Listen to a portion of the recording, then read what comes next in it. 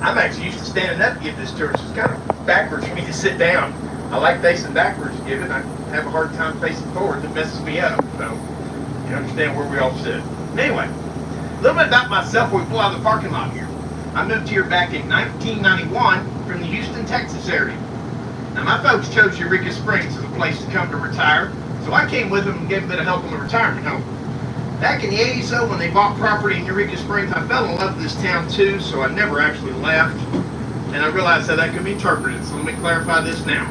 I am not now, nor have I ever been, a basement dweller. I do live in my own house out on property. You know, this day and age, you do have to specify these things. Actually, we have a nice 20-acre plot on the east side of town, and every member of my family has their own house out on property. Nice little family homestead out in the woods. Somebody actually called it a compound the other day. I had to wait. David Koresher and that you was going to wake up. Let's stick with homestead. I like how that sounds better. Now, I've been an IT technician the entire time I've lived here, up until the pandemic hit. It helped convince me to close my company down, and I've come back to giving this tour. Now, I gave this tour 21 years ago as a part-time gig. I made it through 4 seasons back then. This second time around, I'm now working on my 6th year. Obviously, I like showing this place off. There's a lot of rich history here, some neat things in the area to see, and some very magical people as well. Now, when settlers started coming to this region of the country, a lot of times they had doctors that come along with them. Over time, the doctors started recognizing the benefits of the minerals that are found in our water here, so they started offering prescriptions of springs that they would like you actually consume water out of. Now, typically what they do is they provide you with a list of springs with about 10 springs on this list. They ask that you drink from the list from top to bottom in order. This ensured the mineral content was introduced to your body in the proper order. First spring on that list, probably a quarter mile to your right. Next one, a tenth of a mile to your left, then an eighth of a mile in front of you, and a fifth mile behind you, and so forth and so on. Now, after you'd walked to 10 springs on this list, you had walked a substantial distance, and hopefully you drink enough water in the process to stay well hydrated. To this day, most doctors are going to tell you the same thing. If you want to feel good, drink lots of water, get lots of exercise. It's a miracle cure, really. Actually, if you think about it, though, we eat processed foods in our daily diets today. In the processing of this food, they add minerals that we need in our body to stay healthy. Well, back in the Victorian era, when they came here and they were lacking those minerals, they started ingesting them in our waters here. They did start feeling better, so they were healing waters to them back then. Today, maybe not so much. Now, looking around the parking lot, the tallest tree in the parking lot you find is the pine tree. That's the indigenous tree to this area. When settlers came here, they clear-cut most of the pine out of this area. So they needed material to build with. Of course, now when they did that, that left the door wide open so the hardwood trees could come in and fill the void. So now we have a nice, well-rounded forest here today. Now, if you've ever burned pine before, you know it burns hot and fast. And when you make an entire town out of it, one place catches fire, pretty much the rest of the town's destined to follow. That actually happened a couple of times in our history here before we got smart enough and started using our native quarry limestone to make our buildings with. Kind of reminds me of 3 Little Pigs. We stepped up in technology, we're up to a stone building, let's don't huff and puff and burn it down. Now, Mike's our driver today, and he's my hero. Anybody can drive one of these vehicles in downtown Evrika Springs is topping my book. Or one of those trailing ones, too. I mean, I drive an F-150 and have a hard enough time taking that downtown. I can't imagine this big box here, and with all the lives responsible. Anyway, I will warn you, this vehicle can produce G-forces, so hang on once we get rolling here. Mainly it's when he hits the brakes real hard, and I try to go through the windshield here, but you get the general idea anyway. Now, Evrika Springs is undergoing a bit of a road renaissance right now. Over the past several years, they've replaced the natural gas lines throughout town. To do this for a residential street, that means they have to tear the street up right in front of each one of the houses in town. What a mess. So please be aware that some of our streets are still in disrepair. Heck, it was construction zone right across the street from us here up until about 12 months ago. The state of Arkansas, they put that sidewalk on the highway there about 6 times in total. Yeah, tax dollars to work for you. I mean, the first day they poured it, I looked at it and went, I'm not an engineer, but I can tell that's not going to work. See, the crown of the road was lower than the drain on the other side of the road. Sure enough, next Monday they came out with a jackhammer and started over. And then numerous times in different sections over the next year or so. Now, I am not complaining by any means. Trust me. I'm happy that sidewalk there. We have a lot of pedestrian traffic. And it's well warranted in there. The state of Arkansas was nice enough to bring it right past our transit office here. The thing that really confused me about it is why they stop it in front of the funeral home across the street. Sure hope Little Rock has a sense of humor with that. I don't want to see that become a dead end. Pun intended. Sorry. Coming up here on the left side, you'll find we're passing the trade winds. Now they have individual cabins for nightly lodging here. I actually blame Henry Ford for the creation of these cabins. He did introduce the automobile to us, and many of us started making part of our destination to include the journey. Roadside cabins like this became popular all over the country, mainly next to roadside attractions, and I hope Evrika Spring qualifies as one of those. We do have many roadside cabins throughout town. Now I know the nightly rental of a cabin as a business model is still a real premium one to use. See the next property over from the trade winds here, they've just completed actually 4 brand new cabins here. They've only been hosting guests for a little over a month and a half now. I think they're quaint little places there, and wish them the best luck actually. Now as we roll along down the highway here, we're going to be passing underneath a tall white water tower around the corner here on the highway in a moment. Now this water tower is quite visible from any of the hilltops in the area, so if you're on a neighboring hilltop the next day or so and you're trying to grasp your bearing on the landscape here, it might serve as an excellent landmark to recognize. Now the tower actually stands above the Best Western Inn of the Ozarks, the largest hotel property in town. But that's not why I'm going to point the property out to you. I'm going to point it out to you because it used to be known as Camp Lake. Back when it was called Camp Lake, it wasn't the modern buildings we're about to pass here on the left. It was actually made from little log cabins back then. When they decided to modernize this hotel, instead of pushing the log cabins over the hillside, turning them into landfill down the bottom of the valley, they actually sold them off. They relocated them a few corners ahead of us, and I'll point them out to you in a moment when we pass by them. You should see that water tower coming into view. Very recognizable. It's a Victorian-style water tower, or steampunk, as the younger crowd likes to call it these days. Nevertheless, I call it just a big white stick sticking up on the mountaintop here. Anyway, if you see that from a neighboring hilltop, you know it's standing just 20 feet off of Highway 62 here at the junction of 62B, which we're about to turn on to. 62 Business is our historic loop here in town.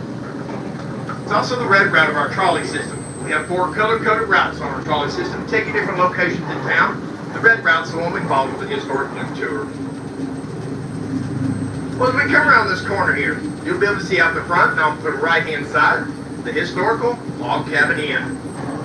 These are the original cabins. You sit across the road over there is Camp Lake. Moved over here, refurbished to looking mighty spiffy for 118 years of age. I hope I look this good at this age. Actually, my drivers keep reminding me I don't look that good now, so I probably shouldn't hold my breath. Now, logs was the choice material to use when they constructed these cabins back then. But you know that's not the only material you could use to make a roadside cabin. As a local here, we often tease. You can dig a hole right here on this mountaintop.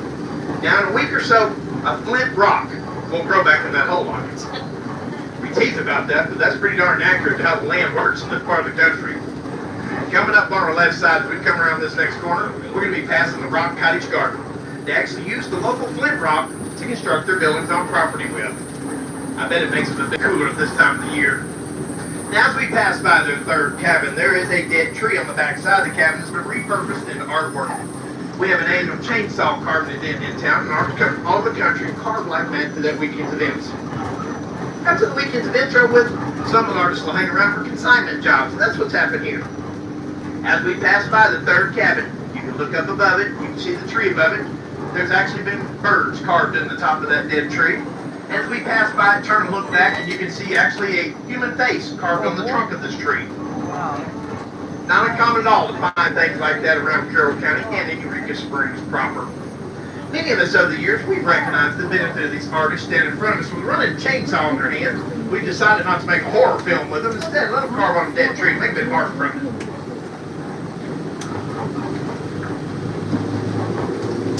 Coming fast today. And live. Wow. Come on, people. As we come around the corner here, across the yard from the Rock Cottage Garden, there's another stone building across the street there. That building over there is actually made out of flagstone. Flagstone travels an incredible distance to get here. It comes all the way from Paris. Paris, Arkansas, about 145 miles to our house. I think there's a Paris in every state in this country. What's unique about that building there is just 2 stories tall. Most of the time, flagstone doesn't exceed 1 story in height. It does become inherently unstable when you stand a flat rock on its edge to make a wall from it. I understand why they stop at 1 story. Now, this place is sold last year. The new owners have put a lot of restoration efforts into it.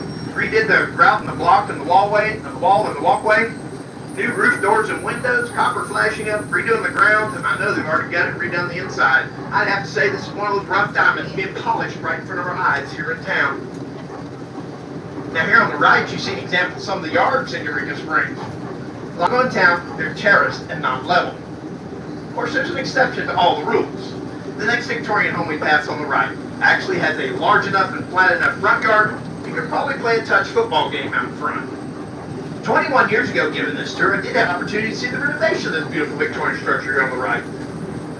One thing that caught my attention about this place is we were coming by, happened to notice they were just starting to paint the front porch on this side of the building. After giving a week's worth of tours and coming by daily and watching their progress, by the end of the week, they were just completing painting the front porch, but on the other side of the building. At that point, it really dawned on me what incredible work goes into maintaining these beautiful Victorian structures throughout town. I mean, if you stop and think about it, a lot of places in town could potentially have more than 7 colors on their exterior. For the most part, the homeowners here do one fantastic job of making them all look very nice. We're rolling on our way to the Crescent Hotel. It's kind of the halfway point of this tour. To reach the Crescent Hotel, we're going to run the road on the ridge top of the mountain here. Now, the road surface underneath us will change names 7 times before we reach the hotel. See, in Evrika Springs, when you're around the corner, a lot of times your road name changes on you, even without a sign indicating such. And please don't trust GPS 100% in this town, it will lead you astray as well. We do use normal inter-road markers like other towns do. The telephone pole's a good one for that. Problem is, you can't tell if you're at the end of the road in this town or not, so we don't have perpendicular street crossings. No, you don't. Get your cameras out. Marilyn's out with her baby here on the sidewalk. She likes to grease to come by. Her baby's a potbelly. She's got one out. Yeah, this big fat boy. Miss Piggy's probably in the yard back there. Yeah, there she is with that pink hat on. A lot of us here in Evrika Springs love our pigs. I actually have a pig that sleeps into my bed as well. Her name's Ellie Mae. Now, pigs will do anything for peanut butter. That's how she's enticing them out. Well, as I was talking about our road situation here, our road names a lot of times change because of the telephone poles showing the end of a road. In a moment here on the left, we're going to pass the telephone pole. As we pass that telephone pole, we're coming off of Kings Highway. We're going on to Ojo. Next, you might see a sign in the front yard of the house beyond this telephone pole that says 5 Ojo Inn. That's the name of the business there. That's also their address. Ironically enough, though, that's the only house on Ojo. Since we pass the next telephone pole on the left, we'll be on Summit Street at that point. Ojo's a very short street. We also use fractions in our addresses here. Let me explain to you how this works. As we come around the corner, I'll use this house in the corner for an example. I want you to notice there is a 15 over the main doorway of this building here. Now there is a downstairs to this building you can't see from the road level we're at here. If they ever make that into a separate basement apartment, it would need its own address and become a 15 and a half. Logical, right? Well, if it's large enough downstairs for 2 apartments, you can get a 1/3 and a 2/3 address out of the deal. If it's large enough for 3 apartments, they don't issue quarter addresses in town. Technically speaking, if you're large enough to have 4 addresses in one spot, you're large enough to use whole numbers. Now, directly in front of the trolley is a house affectionately known by the locals as the Witch's Hat House. This house actually got its name because of the gazebo on the road in front of us. Looks like it's where they have a witch for its roof line. Now, as we come around the corner, you'll be able to look out to the right side of the trolley and see the gazebo there. They actually put a cardboard witch's face on this side of the gazebo at Halloween time. Finishes that decoration there quite nicely. I actually lived in this place back in the 90s, and that's all I stored in that gazebo there was the witch's head. Anyway, this is the Witch's Hat House here at Tupon.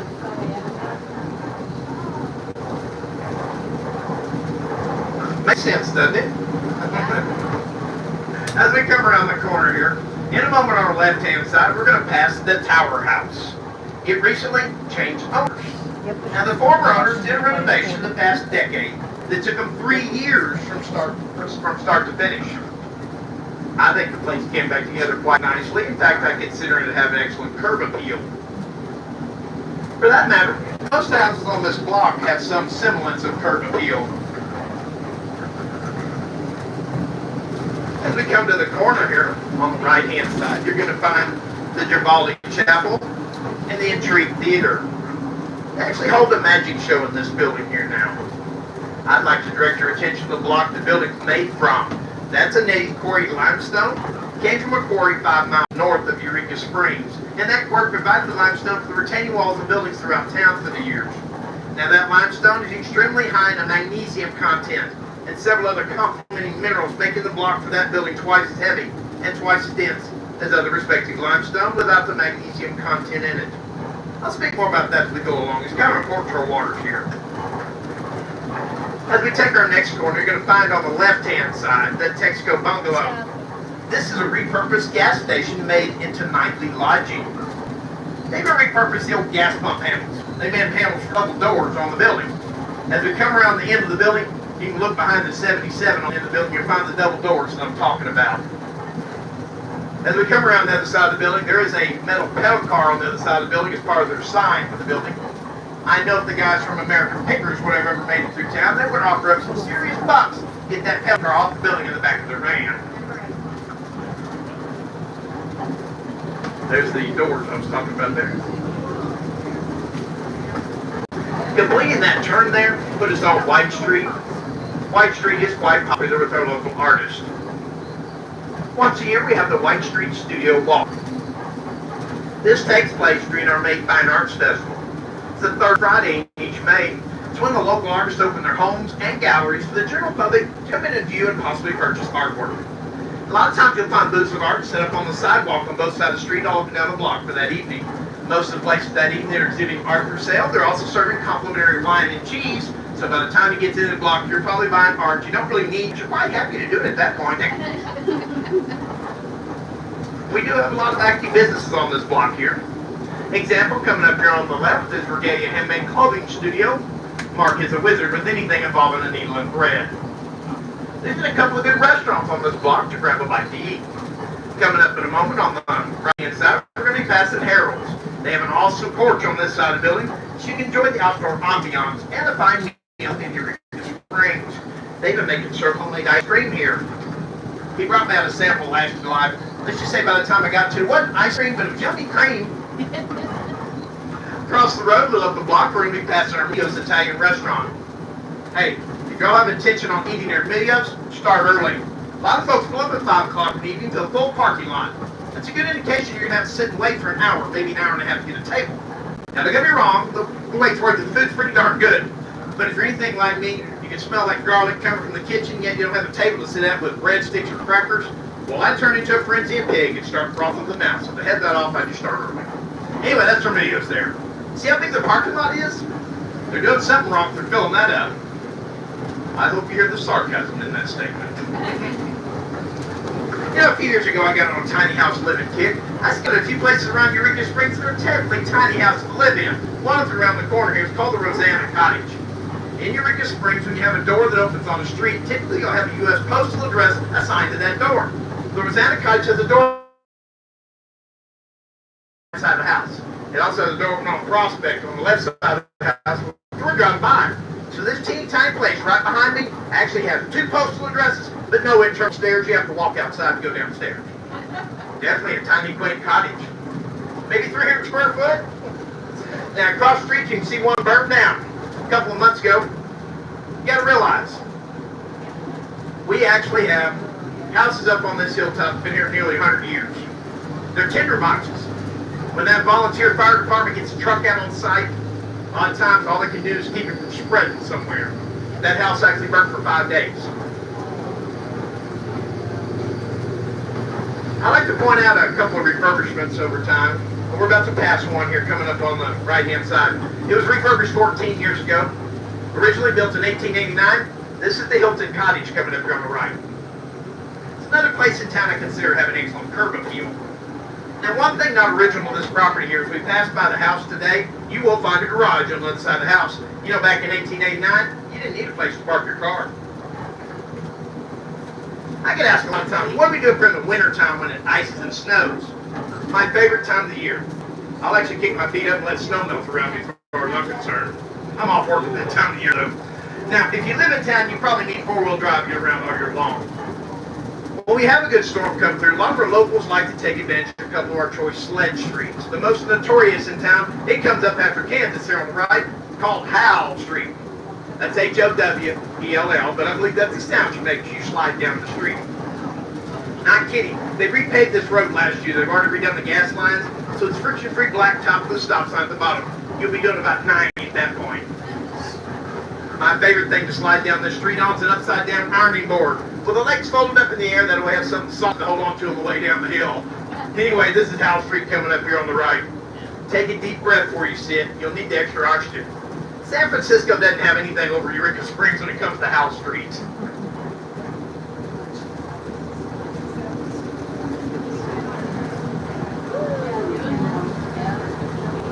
Doesn't that look fun? I bailed off last time I slid down about halfway down, so I knew I had to walk back up. My daughter was on my heels, knocked my feet out from under me. I ended up at the bottom anyway. She just enjoyed the ride all the way down. We're going to pass the bottom of Howell Street on the second half of the tour. I'll give you a chance to look up from down below. Hey, there's a beautiful yard here on the corner of this street. That's actually private residence. Now, that house was actually built in 1904. It's the original Catholic rectory in town. There was intention on putting a church building on the corner of the property out here back then, but at the same time, the church was being built below the Crescent Hotel. They diverted the funds for this chapel down to St. Elizabeth's. We're going to stop there in a little bit. Now, we're just a few corners away from the Crescent Hotel, the Queen of the Ozarks, the most luxurious hotel built west of the Mississippi in its time. Its time was 1886. This is the brainchild of a man by the name of Powell Clayton. Mr. Clayton had major investments in the North Arkansas Railroad. He actually created the Evrika Springs Railroad, a 2-mile spur coming down into town from the north side. Incidentally, that 2-mile spur still has a train running on today, but the main line north of town, it's been missing for more than 90 years. Now, in today's time, the Crescent serves as a wedding destination location, as is a lot of Evrika Springs for that matter. Many of our citizens in town, myself included, were ordained so we can actually officiate wedding services for those kind of towns specifically to get married. Now, a lot of times in the Crescent, they like to hold their big weddings in the spring, summer, and fall, out in the garden coming up on the right side when we come around this corner. There's a nice flat area in front of the water fountain in the middle of the garden. They'll actually set up an altar and guest seating out in this flat area. Really a pretty ceremony. Now, in the winter months, when they're not holding weddings out in this garden, they actually turn the flat area in front of the fountain where they usually hold the weddings into an outdoor ice skating rink. There's a 1-story structure that extends out in the garden. It's white in color with a gazebo on the end of it there. That's the original 2-lane bowling alley. Today it no longer serves as a bowling alley though, it's now the New Moon Spa. With all the weddings they perform on property, they have to have some place to make everybody pretty. Now as we get close to the building here, notice it's more than native quarried limestone, I've already pointed out to you. They had masters of masonry create this building here. First of all and foremost, this part of the country is quite seismically stable here. So they were able to employ a technique in the construction phase of this building called dry stacking. What that means, there's no mortar between the blocks on the building. Yes, I know you see mortar on the outside edge. That's a veneer mortar. That's there to keep the weather intrusion out from between the blocks. There's none between the blocks on the building like conventional buildings today would require. Now, as a result of that, the exterior walls on this building, they're somewhere between 18 and 24 inches thick. I mean, it does require that extended width to give it stability to handle the immense weight of the floors above. Nice little bonus that comes along with that, though. Exterior walls on this building, they're quite soundproof. You know, if you lay your head on a pillow in here, invariably there's going to be somebody out here in the parking lot ready to hit you to keep you awake. Like down in a soundproof exterior wall on any hotel or motel. We're actually on the back side of this building. When this building was originally created, the guests arrived on the train at the bottom of the valley. They would have parked their luggage down at the train station. The porters would have brought their luggage up on a rail trolley car on the back side of the mountain here. There's a rail coming up the hill here, looped right here on the portico. So their luggage would have been waiting for them in the lobby when they arrived up the hill. The guests, on the other hand, they got on a separate trolley from the train station. They were only transported about halfway up the hillside on the other side of the building. Then they got off that trolley and started their walk up a grand flight of stairs to make their entrance to the front doors. Okay, let's go back to 1886 for a moment here. First of all, we're all dressed inappropriate for that time frame. The fiber used in clothing back then would have been wool. And I guarantee you none of us have primary fiber in the clothing today is wool. Also, they dressed in multiple layers in the Victorian era. And ladies, you would have loved the whalebone corsets. Can you imagine arriving in town this afternoon, walking up that hillside, to make a grand entrance to the front doors? I'd fall on my face and sweat on the carpet. Of course, I do admit they walked everywhere they went back in that era. They're much more adapted to do so than we are these days. They, of course, didn't have a magic ignition key to turn twice. In the history of this building, it hasn't always been a hotel. It once was an exclusive girls' college. Also once was a hospital. Now, back when it was a girls' school, a story was passed down. It actually came from the headmaster of the college. You see, he found out early on in that first semester that some of those girls were sneaking boys in upstairs. Now, he found out how they were doing it, but wanted to catch them in the act. So he followed their established procedure. About 9 p.m. in the evening, right around dark, he went to the other side of the building under the window in question. He whistled and then crouched down and hid in the bushes. Not long after that, a basket lowered from the 4th floor window. He, of course, crawled in it and they started pulling him up.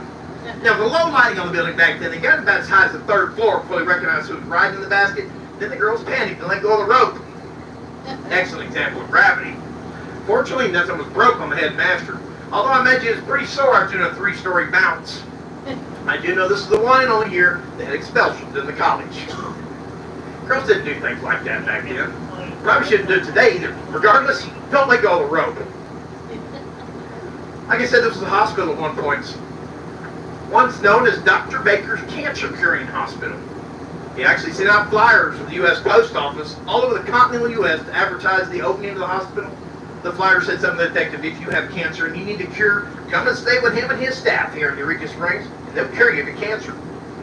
Well, now the hospital got up and rolling pretty good. A few months down the road, locals sitting around the front porch and eating, they started comparing notes. They realized no one had seen deceased removed from the hospital grounds here.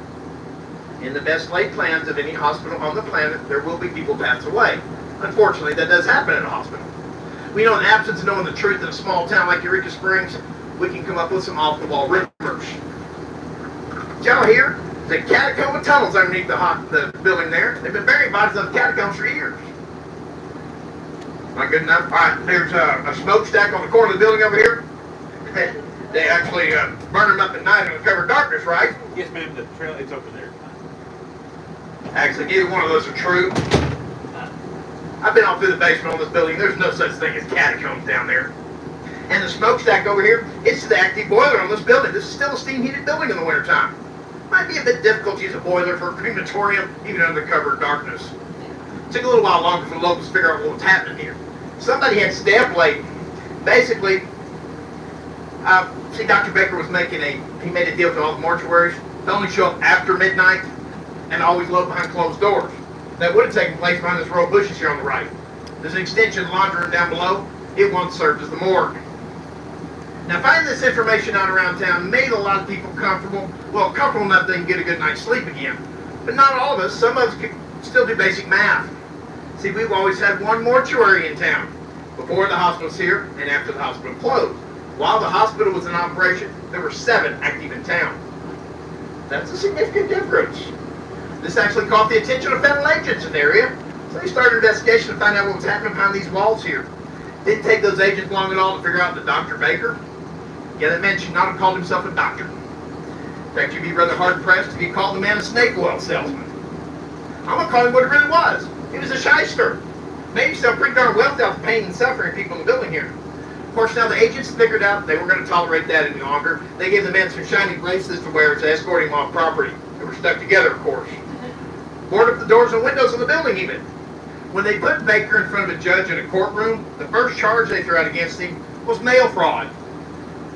Remember, I said he used the U.S. Post Office to advertise the place.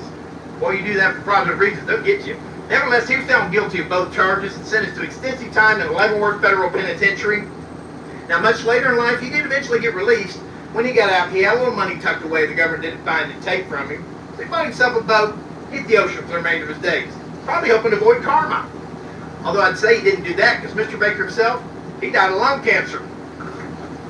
I'm going to call that poetic justice in this case, even though I wouldn't wish it upon my worst enemy. But that man did evil things to people behind the walls here. Remember, everybody who came through the doors here, they were scared, in pain, and fighting the biggest fight that anybody could ever fight in their life, trying to get rid of cancer in their own body. They received little to nothing promised to them by him or his staff members, and as a result of that, many people perished behind these walls. This is said to be the most haunted hotel in the state of Arkansas. And recently I heard the United States in that lineup. Although there's a lot of places in the U.S. could be haunted, I'm not going to claim that without definitive proof. Now, I do know they have a ghost tour company embedded in the building here. They actually take people from floor to floor in the evening, tell them the tales in front of each of the rooms. They even take you down the bowels of the basement over here. They show you the slabs they used to perform autopsies on.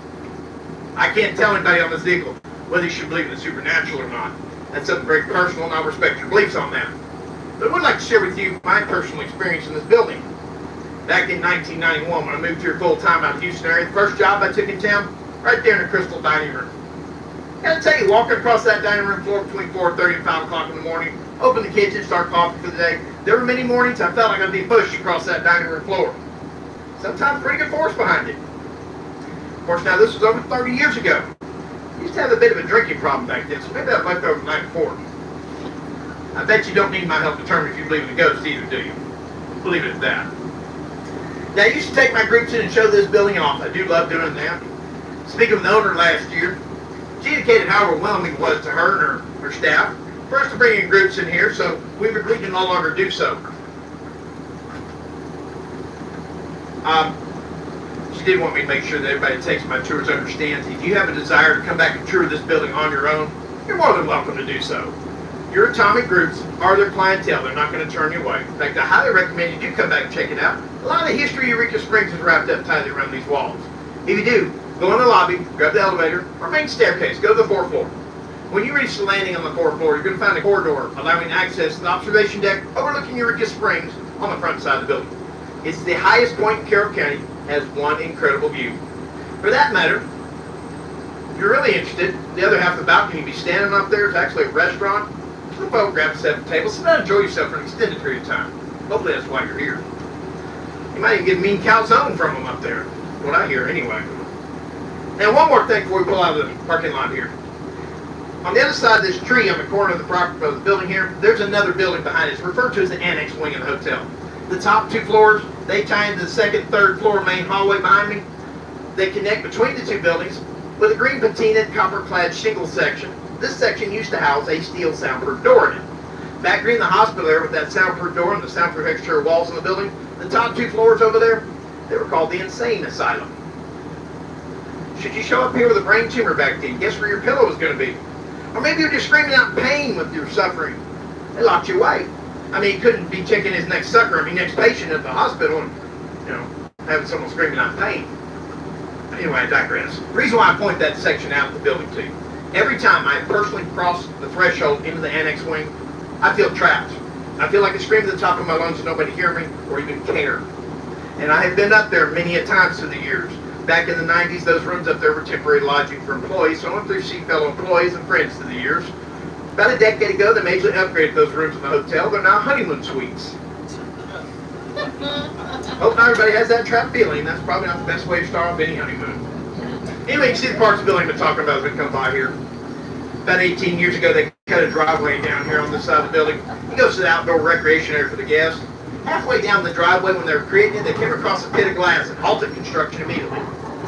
You see when they dragged Baker out here in handcuffs, he had been photographed in front of a wall full of specimen jars with a lot of very recognizable specimens in it from a drift. No one has a clue what happened to him. So when we came across that pit of glass down this driveway here, somebody yelled, bingo! They called the University of Arkansas's archaeology department. Come over, do a dig study. That definitive came back. Yes, they could be specimen jars. No biological remains were found, though. Okay, here's what I figure happened. Don't quote me on this. I'm putting 2 and 2 together to make 8 here. This one would take place back in the late 1940s. Quite acceptable back then to get rid of glass. Take a sledgehammer to it, bang it up. Cover it with dirt. You'd be good to go.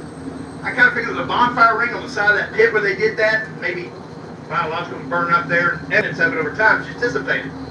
Like I said, don't quote me on this. I'm just putting 2 and 2 together, coming up with that. Or making the assumption. We know what assume means. Hey, y'all turn and look up at the Crescent Hotel itself. You can see the central penthouse unit on the top of the building. You recognize it has a lightning rod with a crescent moon on it. In the mid-1960s, that lightning rod was knocked on the top of the building, and it did take a lightning strike back then, caught fire and burned off the hotel. When the current owner was purchased a little over 25 years ago, in the renovation and restoration procedure, they added it back to the top of the building like it originally was. They also decided to make that their permanent residence. Marty and Lisa Rennie have lived up there for years. Now, Mr. Reddick has since passed away, but Mrs. Reddick is still with us. She's one dandy lady. She has this hotel and several others in the area and attractions around northwest Arkansas. She takes darn good care of her staff, and in return, they take pretty awesome care of her properties. Well, from here, we're going to head down the front side of the hotel, the prettier side of the building, in my opinion. This is going to route us by St. Elizabeth Catholic Church. This church is featured at Ripley's Believe It or Not. It's there. It's the only known church in existence. You actually enter the church through the bell tower. You see the bell tower sits beside their parking lot, right below the garden of the hotel here. You actually walk in one side and out the other side, and down a walkway to enter the church below. Now, when Robert L. Ripley came to Evrika Springs, he did an aerial and ground survey here. He figured out we do not have a single perpendicular street crossing anywhere in town. I bet y'all gonna believe that little driving around you've done here. Here's another one for you. We also don't have a stoplight in town. In this day and age, that makes us rather unique. Now, I know the state of Arkansas has been on our city council for a while, trying to get us to put up a stoplight at Highway 23 South and Highway 62 Junction. You see, all of our public schools are out on 23 South of town. Twice a day students move, we have to maintain a police officer at that intersection just to keep things moving along. I saw online the other day, the state put up plans. They want to remake that intersection into a large roundabout. Oh, yay. Yeah, actually, I guess I'm okay with the roundabout as long as it doesn't turn into a copy of DuPont Circle in Washington, D.C. That roundabout needs to be declared a federal disaster area in my eyes. Don't stop at the intersection either. Anyway, we come down here, we're turning down the hill here. There's a piece of artwork in the yard here. Point that out. It's done by one of our local artists. His name's J.E. Harris. He and his wife, Kathy, are responsible for our art colony here in town. That's the art colony studios down on Main Street where you can actually go in the artist studios and watch them work in action.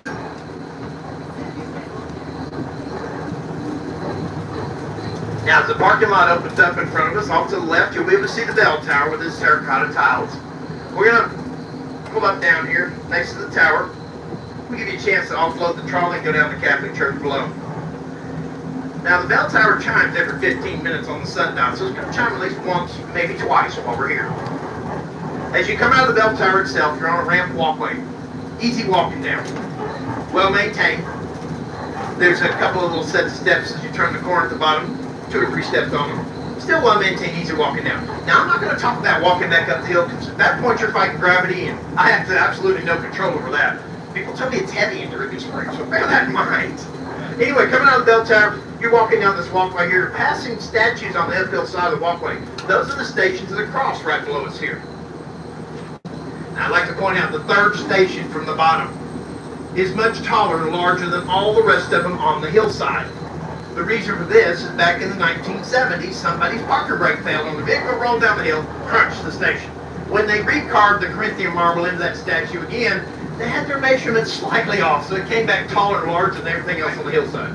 Really, honestly, that's the only reason why it's like that. But coincidentally, the third station from the bottom should be the crucifixion station. Maybe it works out the better to accent in that type of light. Anyway, let's take about 15 minutes down here. I think you really enjoy it. It's beautiful in there. Hard to believe that's actually a row that window ticket on the other side of it. See, it's actually stained glass. Then we'll get ramps down here in a minute too. Knock it out. Hold the doors open for a minute. Что, выходим? Ну, все не должны. Yes, it is. Thank you, girls. Oh, thank you. Go ahead.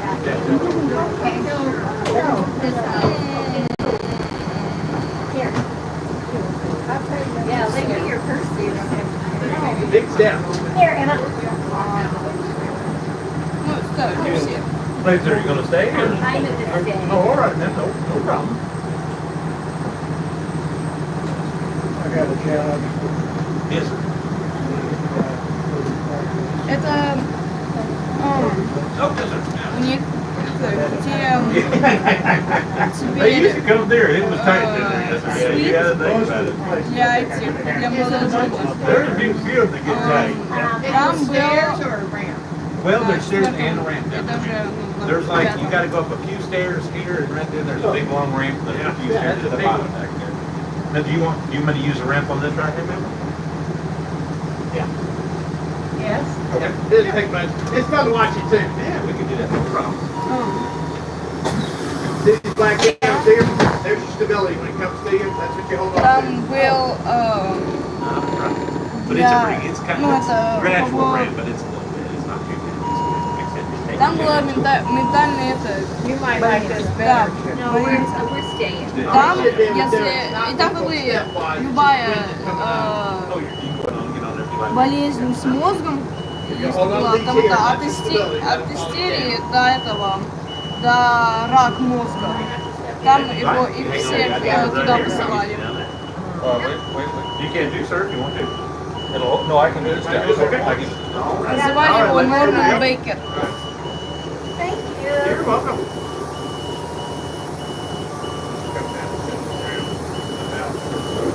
You'll smack your toes real good when I'm watching.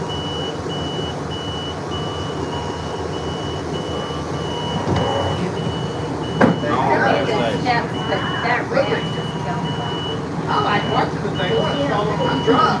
It's pretty neat. Mickey Mouse. This is the front side. That's right. Not anymore. Everybody used to. Oh, hey Dave, Wow. can you push that down for me, please? There we go. Or not. Yeah, sometimes you have to kick it with your foot. There we go. Thanks, sir. Thank you. It wants to fight there once in a while. Not enough juice in the system, right? Well, I don't know. Something gets hungry when he wants to bring that flat back. But it sounds like the pressure there screaming when it starts up again. You get the high pitch goes. She has fun riding around on the road. It's always bouncing fun. No, the other day we were, we don't know where we were up. We were riding around the road. No, they're. Yeah, a lot of our roads were like that. Yeah. They're just wide enough for one car, there's no shoulder, some of those. Well, remember, it wasn't built for cars. It was built for horse carriages and people walking. Yeah, that's what I said, because there's like little posts out front to tie horses to. That's right. This wasn't meant for cars. Ladies, anybody speak English? Oh yeah, don't Where worry. y'all from? I'm sorry? Where y'all from? We're from Russia. I was curious where you're from. Welcome Yeah, to the States. we've been here for about 6 years. Don't worry about that. Oh, yeah? Yeah. Okay. I just heard another language you got on. I was like, Yeah.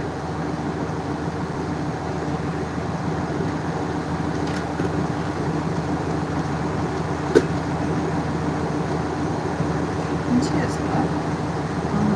Я туда на машине точно не поехала. it'll be hot yet. We're in air conditioning, but I'm still sweating. Yeah. Move around more the rest of us. Yes, I know. Put a lot of energy into it. All the animals are going to stay in there. Roll back up again, then we'll be. Yeah. Я хочу больше узнать об этом отеле. Good transit. Больше узнать об этом отеле. Be nice. Not before, no, I guess March is pretty good. Там и отель, и церковь. When Там you have и that отель, kind of и церковь. I don't know who's doing it yet either. We're about to be there. So is Tim. Ну, наверное. Yeah. And so goodbye. So, So you know, it's Tuesday, so it's her day. I don't want to be an extra. We go there. If you're going to do it, let me do Well, it. yeah, it's Не just. надо останавливать, наверное, трансляцию пока.